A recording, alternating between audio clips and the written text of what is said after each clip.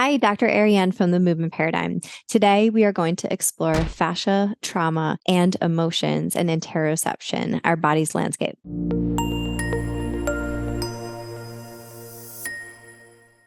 So, we know all too well how emotions have such an impact on our thoughts, but we also want to recognize how emotions are having such a profound effect on our physical body. You may have heard that emotions and traumas are stored in our body. We're going to talk a little bit about the science and exactly what that means. So today we're going to cover the role of fascia in emotions and trauma. We're going to talk about interoceptive awareness, your body's internal awareness of self. We're going to talk about trauma and how it can be stored in the body. And of course, most importantly, we're going to talk about how you can heal your body. Number one, let's talk about the role of fascia in emotions. So our fascia is our 3D network that surrounds everything in our body, our organs, our muscles. It's our connective tissue, the glue that holds everything together. So it is perhaps one of the most powerful systems in our body and often missed even in PT school with something that we don't talk about in depth. So trauma and stress can lead to a lot of physical changes in our body. Think about when we're stressed, we might hold our tension in our neck and shoulders. Think about if we've ever had some jaw issues such as TMJ, where we're clenching and grinding as a result of perhaps ongoing stress. So we can develop these chronic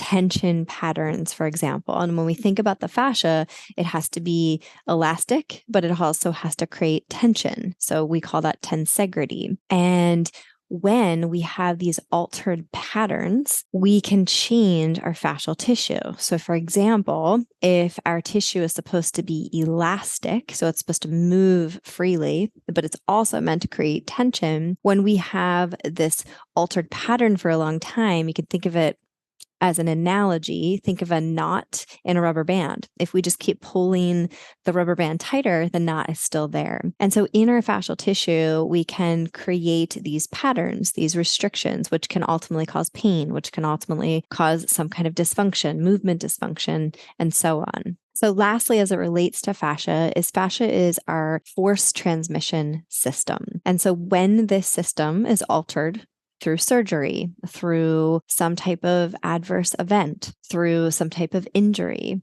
then this can change how we move through the world. This can change our ability to move efficiently. It can affect our ability to move freely. And ultimately, this can have a huge influence on our emotions. Number two, interoceptive awareness.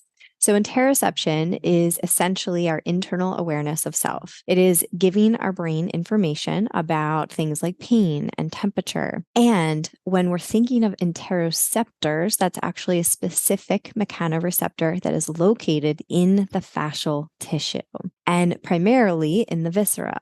So, these interoceptors are giving one aspect of our brain in the insular cortex, which is where we can process emotions. It is giving our brain information.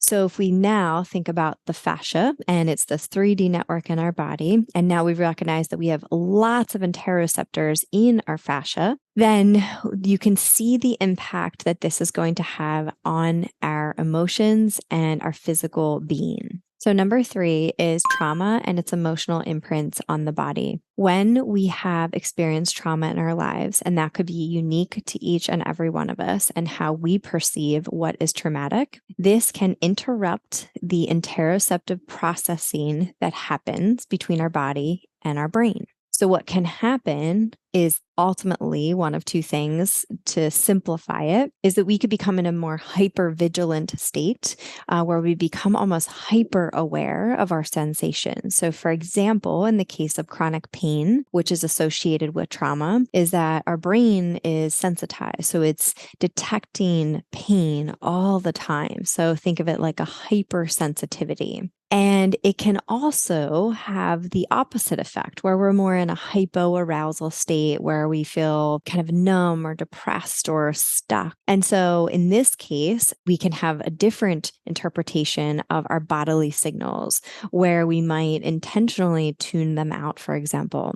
And so we can ignore them, we can repress emotions. And so what happens is that, again, this signaling is influenced, and it can cause a different reaction for each person because we're all unique. And so in essence, this interruption can cause dysregulation in our nervous system, and it can cause us to be disconnected from our body in some way. Number 4, how do we release emotions and facilitate healing? I always say that most importantly, your body is designed to heal itself. And you always have to remember that we have this innate capacity to heal. And so when you are able to give your body what it needs and what it deserves, you can work through a very safe, gentle, and healing process. And so as it relates to addressing the mind and the body, so we often refer to that as mind body because they are connected and we cannot separate them, is that somatic therapy, which is a mind-body approach, can be very helpful. What does that mean exactly? The easiest way to think of it is think about movement, because we as beings are mostly non-verbal. So only 7% of our communication is verbal, and the rest of it is non-verbal. So what that means as an easy reference is that moving our body in a safe way, a safe and gentle way, it could look very different for every person. So that could be walking outside, mindful walking. That could be doing a vagus nerve exercise. Please make sure you check out all of my vagus nerve exercises because there are many that you can choose from, whether it's doing specific somatic practices. And this could include a variety of techniques from trauma release therapy, pendulation. There's lots of different options to begin to explore what's happening in our body with a gentle curiosity. So if you are having pain, for example, when you're doing a meditation, instead of being worried about the pain, think of exploring the pain, being curious about it, and how does it feel? And is it really an 8 out of 10, or is it perhaps maybe a